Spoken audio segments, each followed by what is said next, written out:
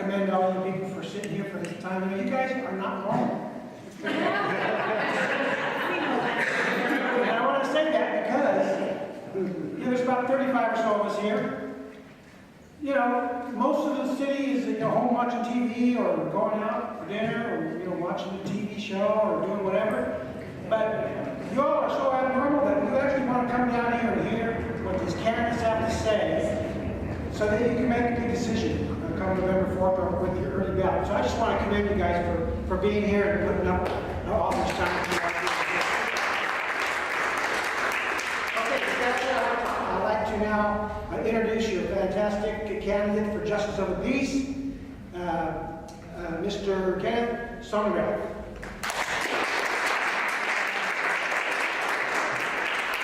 Well, it's good to go last because everybody remembers the first thing and the last thing, right? And everybody wants to get out of here because I know I keep texting my wife, I'm almost done, I'm almost done. Okay, so rough background. I'm born in Alaska, part of a military family, raised in Minnesota, part of a farm family. It's all the same family, it's just that that's what they did. Went to law school in Minnesota, University of Minnesota. Law school, moved out here, didn't even stay for graduation. My graduation ceremony, I had a wife and a baby, and I said, I gotta get to work. Came out here, started to work with Richard Weiss, he was a sole practitioner. Started doing family law, became a partner with him after a year and a half. He left me after 6 years, went on the bench as a solo practitioner, still doing family law, did that for 12 years till my brother-in-law came and said, I'd like to be an attorney. I said, I'd love you to be an attorney. He went to law school, came back, and I said, guess what? You're now a divorce lawyer. Because I didn't like it anymore doing it. Just be one of those things, you know, that when you're first doing a job, you get up in the morning, you're excited about it. I didn't have that excitement anymore. So I switched to criminal defense. I found it was a better life to deal with criminals than to deal with people who were getting divorced and fighting over kids. It's a lot shorter too, because either I got them a really good deal and they were really happy, or they got a really bad deal and they were gone and I never had to see them again. With family law, you get somebody that has children that are like 2 years old, you are bound to them for 16 years as their attorney because they are going to have problems. So criminal defense is what I've been doing primarily. I do some probate law. I do a little bit of landlord-tenant stuff. I pretty much have done everything. I'm running for Justice of the Peace because I've been doing this stuff for 25 years, all here in Mojave Valley. Raised my family here. I had a boy and a girl. They're now older. One is a teacher up in Park City, Utah. That's my daughter. She's the one who's older than my son, who is currently in college over in California. This is his last year. 3 years ago when he graduated from River Valley High, my wife said, are we going to be able to leave and go someplace else and do something else? And I said, no, we have to put him through college the rest of the way. And she said, well, what's that? And I said, well, exactly what we spend on our daughters, what we have to spend on our son. So we're really poor because of that. Now, this is his last year because he took advantage of the River Valley High doing the dual credit thing. So a whole year when he went into his school over there, he managed to get credit for his entire freshman year. 3 years is in and out, and I told him the gravy train comes to a halt in May of 2015. So he's all prepared for that. That allows me to shift a little bit in my lifestyle from the standpoint of, okay, so what are you going to do? I thought, well, you know, Tom Brady used to be our Justice of the Peace. He quit about a year and a half ago because he didn't like that job anymore. And he tried to get somebody appointed in that position that he thought was going to do well. He thought he gave them enough lead time, and they put Jack Christie into there. Jack Christie lost in the primary to John Moss and a couple other people that were running. And in the meantime, I, of course, was seeing the field of people who I was going to have to go practice in front of for the next 4 years, because about 30% of what I do is in the Justice Court in Bullhead City for criminal defense. And I said, look, that's ridiculous. I cannot do that. It was bad enough that I had to put up with Tom and train him. Because he wasn't an attorney. I had to take him up on appeal several times. Because he wouldn't listen to me. So I said, well, I told my wife, I said, well, it looks like my new calling in life is to become the Justice of the Peace for Bullhead City. We'll do that for 4 years, see how things go. And she said, okay, that's great. And I said, great. So I threw my hat in the ring. I'm an independent. So I'm on the ballot. I had to go out and get more signatures than anybody else. And now I'm on the ballot. John Moss is on the ballot. He's a paralegal. I'm an attorney of 25 years who's practiced in that courtroom. He's never practiced. I'm thinking it's a no-brainer, but that's why we let you guys vote. So that we can find out how much of a no-brainer it is. Literature back over there that gives outlines some of my qualifications.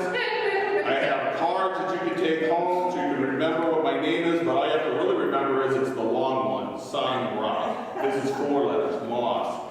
You have to remember that. You have to remember Son Ra. And since I'm at the end of my 3 minutes, and despite being an attorney, I do know how to tailor because the judge is really mad if you don't tailor your tongue. My tagline is experience where it counts in the courtroom. So vote for me. Any questions?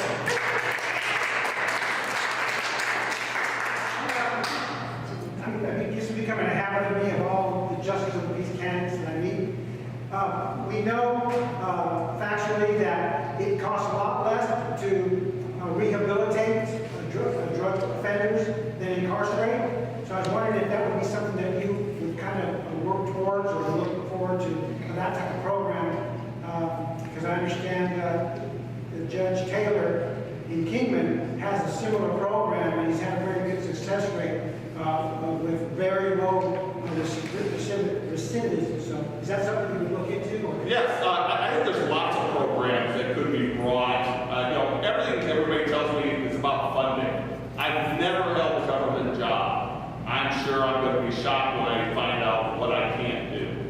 But there are programs out there that other justices are using in our county, and I don't think you need to reinvent the wheel on some of this stuff. A lot of the stuff has been going on. In my career, dealing with criminal defendants, I dealt with all kinds of people who did that type of stuff. And I dealt with people that have substance abuse issues, and certainly from the standpoint that it becomes a spiral for them and for their families, because most drug abusers, they're not hiring me and paying me my fee. It's usually the parents or somebody else in the family who's putting the money for it because they want them to get help, they want them to go to rehab. Let me tell you, I've got a brother who slid down that hill in this town, who I represented for years.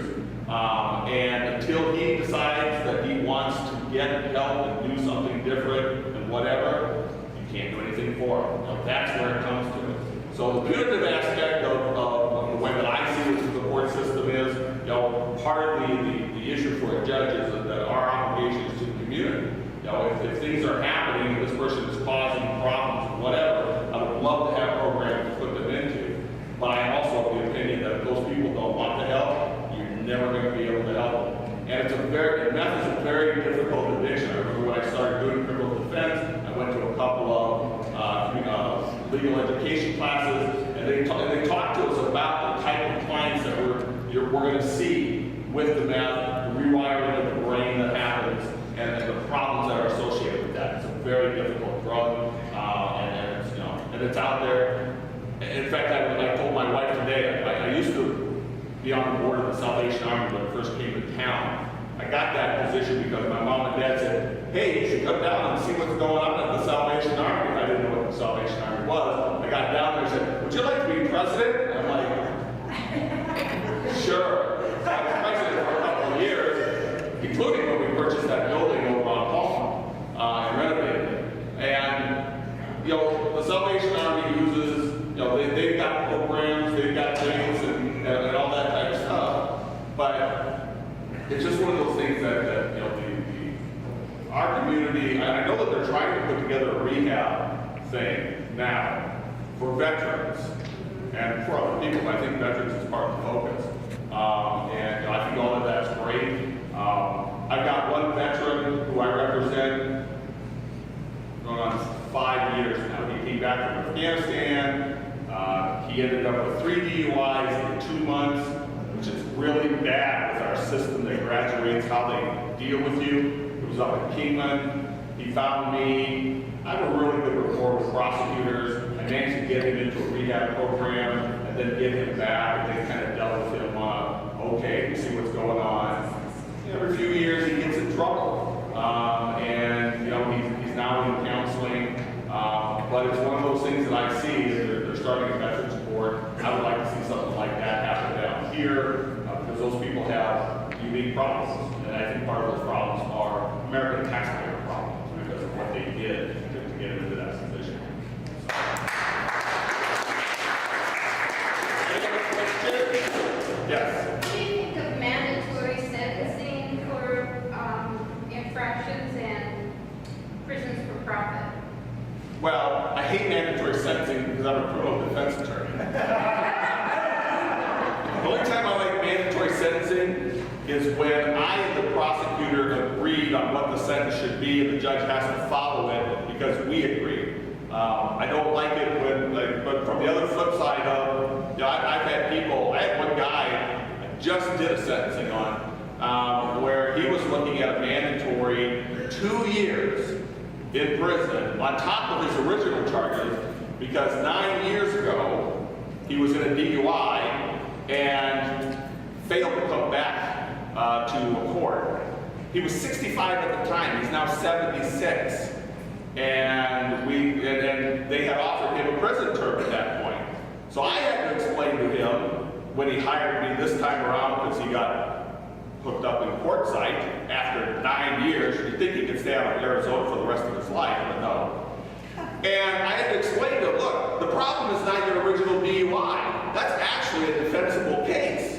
The problem is that they tack a mandatory 2 years onto your prison sentence for the failure to appear, of which there is no defense, because you sent 2 letters to the judge saying, this is why I didn't come.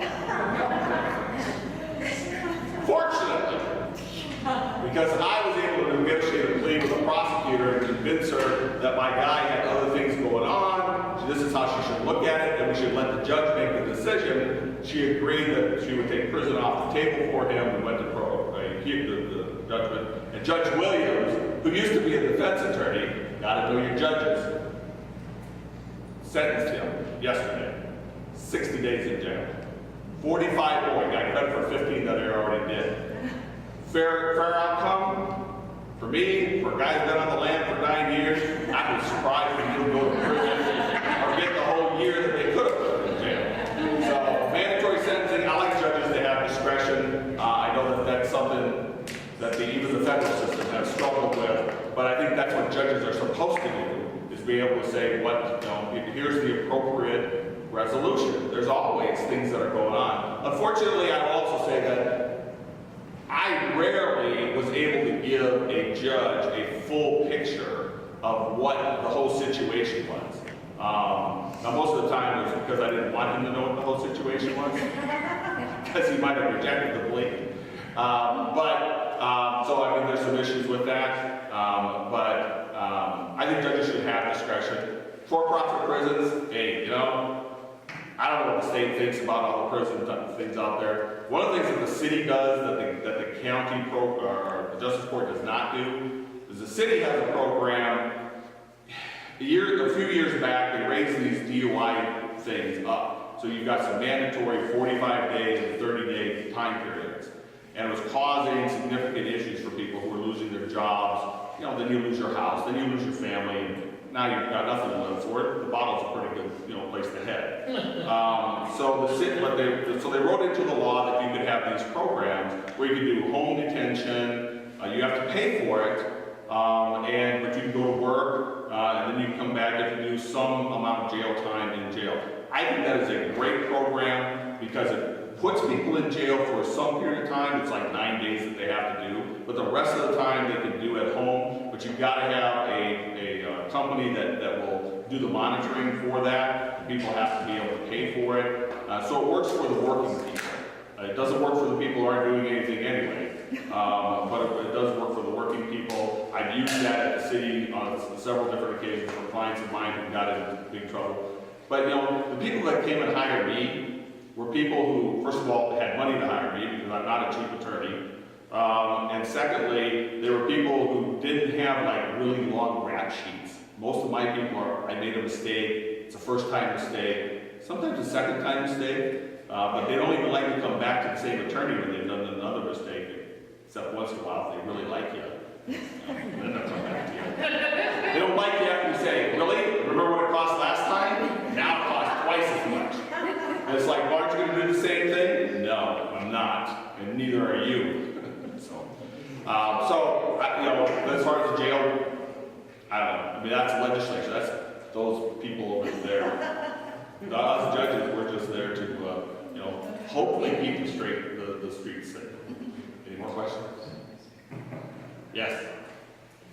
Somebody who works in criminal justice, is the criminal justice system addicted to drug war money? Well, you know, I will tell you that having been on the other side of some interesting cases up on the felony level. In fact, I have a case that I'm dealing with a guy right now who, and I've heard this from my brothers as well. You know, don't tell anybody about this. I've got two brothers who go across the country and they take lots of cash with them. And both of them on several occasions have been stopped on highways for no particular reason, but because they're driving through an area where they stop you because they want to see what you've got in your car. And they had cash, and they've been hauled in and accused of being drug couriers or what. They don't, they're gamblers. Although they don't call it gambling, they call it working. But they make money, and they carry a lot of cash. I just got a call from a guy who said, I sold my house, I was going from Mississippi to California, I have $22,000 on me, they pulled me over for some reason out on I-40, and now they confiscated my cash and said, you must be doing something with drugs because you have this cash on you. And I said, do you have an escrow that shows that you sold the house and that you had $22,000 or whatever? He says, yes. I said, great, you've got a wonderful defense, but you need to hire me in order to handle that defense, because you not only have the defense of the criminal case that's ongoing, and I can't remember exactly why he had something in his car, but not anything like what they were talking about. And then they've got the civil forfeiture that's going on, which they have filed along with it to grab that cash and say that it's part of that. You know, I think it's bogus. I've been involved in a lot of that stuff, and it irritates me to no end that type of stuff is going on out there. I'm sure the police have their own viewpoint, and I'm sure that the programs that are in place about, hey, we get to keep the cash, we get to do this, we get to forfeit, you know, all of this pretty stuff over here because it looks like it came from drug money. It's very difficult to defend some of that stuff, even if your guy's innocent. It's really difficult when they're guilty. So, I mean, that does happen. So yeah, I mean, I'm sure there's a lot of that going on, and I know that happening, as far as I can see it, that it does happen here from that standpoint. Are they addicted to it? Hey, it's free money. Who can afford to hire an attorney to try to get $22,000 back? That'll cost you $10,000. But, you know, hey, it's 12 to the net. And I can guarantee you this, the prosecutor's office who filed that forfeiture is not going to pay your attorney's fees in the end, and there is no recovery for you, so it all turns out to be a net. So you have to decide if that's an issue too. Any other questions? Well, thank you.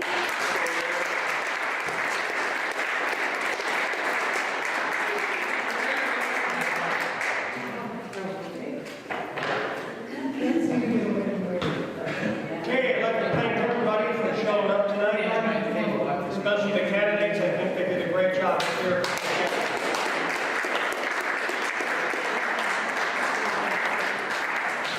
And if anybody's interested, we have our meetings the last Wednesday of every month of the United Methodist Church up on Raymar, behind Hastings.